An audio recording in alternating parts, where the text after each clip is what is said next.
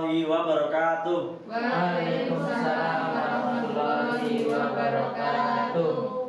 Sebelum kita mulai pelajaran pada pagi hari ini, marilah kita berdoa bersama-sama. Doa menurut agama dan kita masing-masing. Doa dimulai.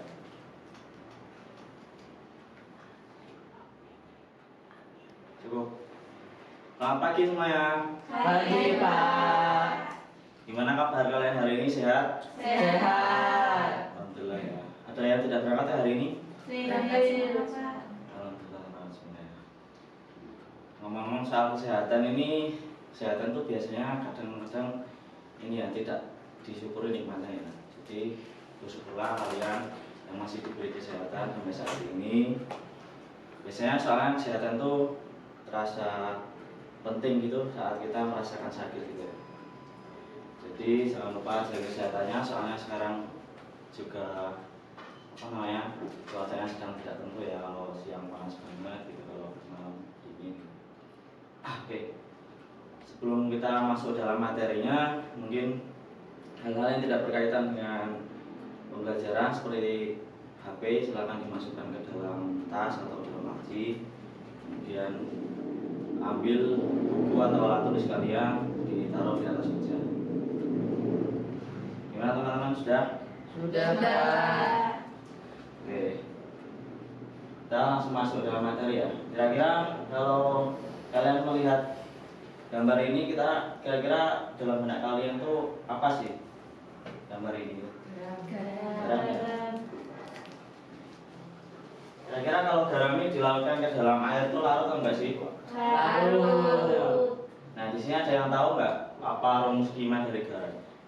NaCl. Nah, NaCl ini merupakan suatu senyawa kan. Nah, jadi NaCl ini terbentuk dari dua unsur atau lebih. Unsur dari NaCl ini terdiri dari dua, itu apa aja kira-kira? Ada yang tahu kira-kira? Na dengan Cl ya. Na dengan Cl. Nah, di sini kita akan memahami interaksi antara Na dengan Cl. Gimana sih mereka bisa berikatan sehingga terbentuk suatu NaCl atau disebut sebagai garam. Tujuan pelajaran pada hari ini adalah peserta didik mampu memahami terbentuknya ikatan ion melalui pengalaman belajar. Kemudian peserta didik mampu menganalisis jenis ikatan ion pada senyawa-senyawa yang ada di kehidupan sehari-hari. Nah, overview materi kita pada hari ini adalah yang pertama, definisi dari ikatan ion. Apa sih ikatan ion itu? Kemudian ciri-cirinya, kemudian proses terbentuknya ikatan ion, dan contoh-contohnya senyawa ion itu seperti apa.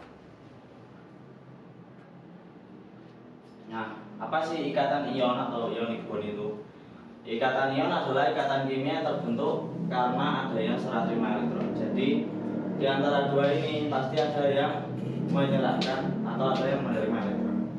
Nah, untuk yang kedua nih, ikatan ionik terjadi ketika elektron valensi suatu logam dipindahkan atau ditransferkan ke dalam suatu atom logam. Jadi yang menyumbangkan atau yang memindahkan itu adalah suatu logam, atau yang menyerahkan itu suatu logam.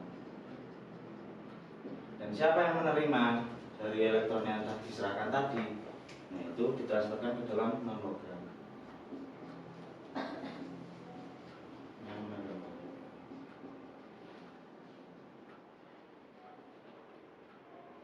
Oke, selanjutnya kita akan memahami tentang ciri-cirinya.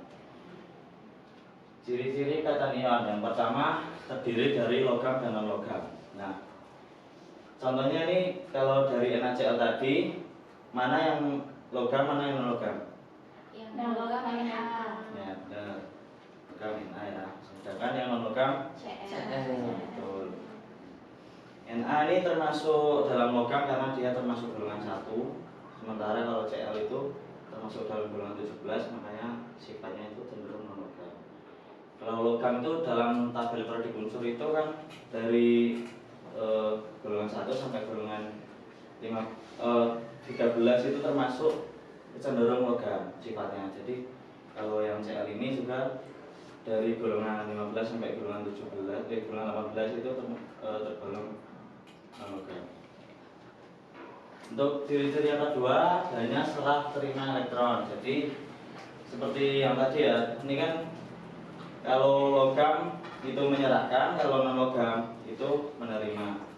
Jadi kalau digambarkan NaCl ini siapa yang menyerahkan, siapa yang menerima? Yang menyerahkan Na. Ya betul, Na menyerahkan ya. Sedangkan Cl ini menerima. Nah, untuk ciri-ciri yang ketiga terjadi antara atom-atom yang memiliki muatan. Nah, karena ada yang menerima dan ada yang menyerahkan, itu mereka itu kehilangan dan kelebihan satu elektron. Karena yang Na ini menyerahkan satu elektron ke Cl, makanya dia kehilangan satu elektron. Jadi muatannya menjadi plus. Kalau yang Cl, karena dia kelebihan satu elektron, makanya dia kelebihan satu elektron, makanya muatannya minus.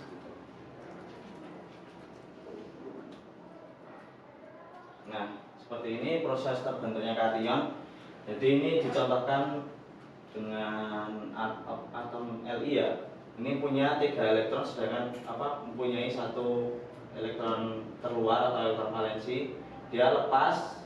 Nah, jadinya yang awalnya muatannya 0 itu bisa menjadi muatan plus 1 karena dia kehilangan 1 elektron. Nah, ionisasi logamnya itu rendah, jadi elektron terluarnya itu mudah terlepas. Itu sebabnya. Kemudian proses terbentuknya anion. Anion yang di sini contohnya adalah Cl ya. Cl awalnya 17, punya 17 elektron, satu elektron menerima dari luar sehingga elektron sekarang jadi 18. Nah, elektron energi ionisasinya tinggi itu jadi karena elektron terluarnya itu sudah terlepas. Nah, ini proses terbentuknya ikatan ion.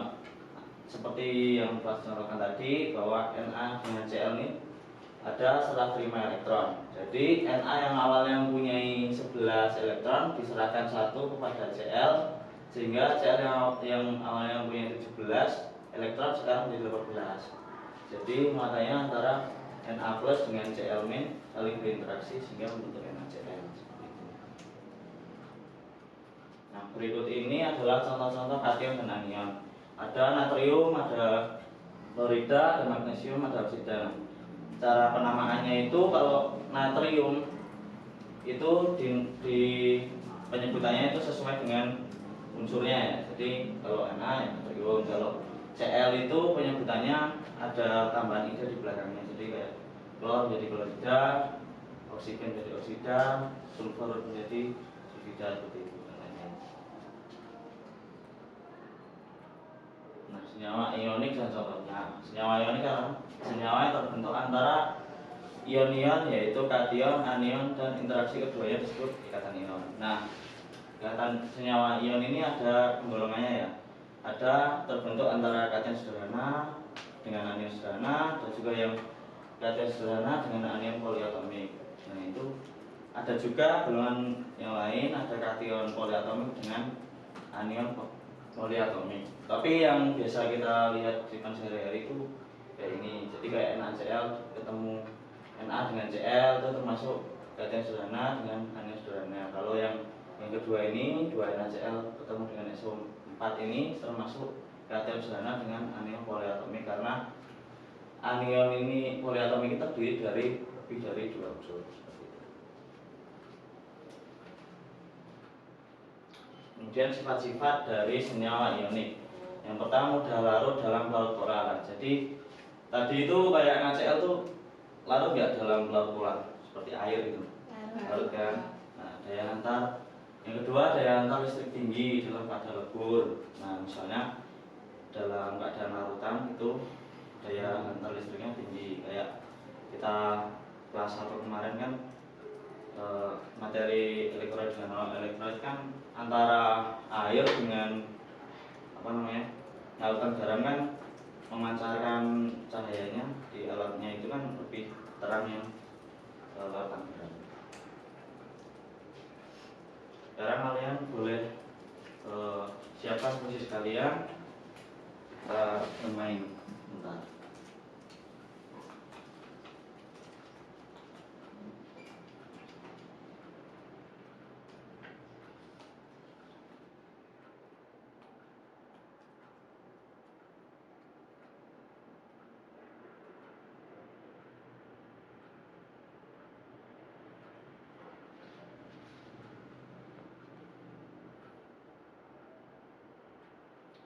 Ini ada yang teman-teman.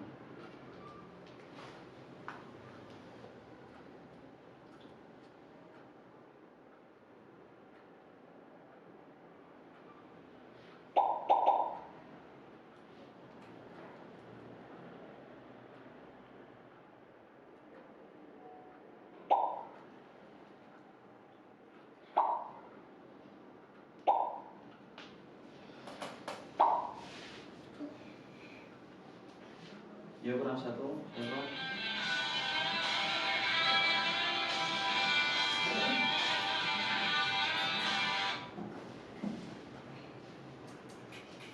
Kurang satu siapa teman-teman? Benar, Pak. Oh ya. Udah ya, lanjut.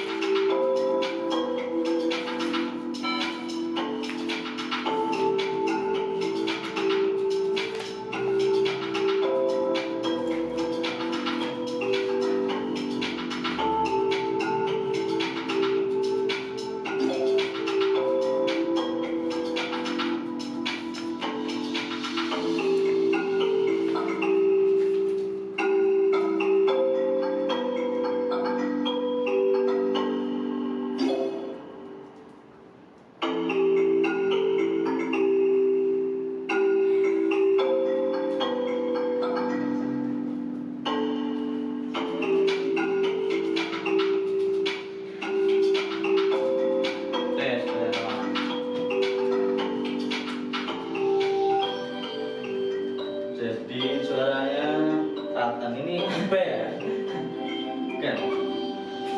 Ya udah, tepuk tangan untuk kita semua. Oke, kira-kira ada yang bisa ngambil kesimpulan nggak dari pelajaran kita pada hari ini? Salah satu mungkin. Ya, Pak. Ya, monggo. Jadi ikatan ion itu adalah ikatan yang terjadi adanya serah terima elektron antara atom logam dan non logam. Ya, betul. Bagus. Jadi seperti itu ya. Jadi karena mayoritas sudah paham, maka kita selanjutnya akan mempelajari tentang ikatan kovalen. Seperti itu. Sekian dari saya. Assalamualaikum warahmatullahi wabarakatuh.